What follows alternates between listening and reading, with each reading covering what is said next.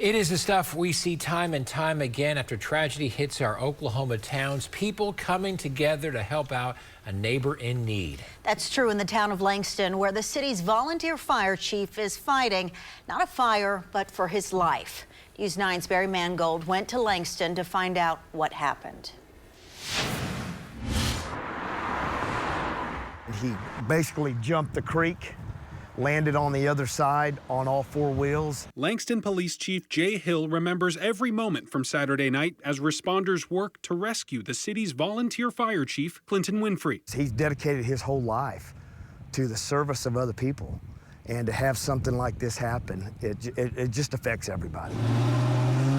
On Saturday night, 10 minutes after the department issued a call for a car fire, police say Winfrey was passing another driver on Old State Highway 33, a two-lane road. Hill says Winfrey may have overcorrected, gone onto the grass, and then slid due to the wet ground. And if this was dry, he probably could have corrected it back on. From there, Winfrey's car grinds along the guardrail and crashes into the creek below. Hill says responders worked for more than an hour to get Winfrey out of the precarious situation.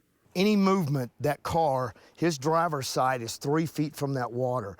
So it could have slid down and flipped, or just flipped over on its roof. And that would have been catastrophic. After getting Winfrey and his car out, he was flown to an emergency room in critical condition. He still has a breathing tube, feeding tubes.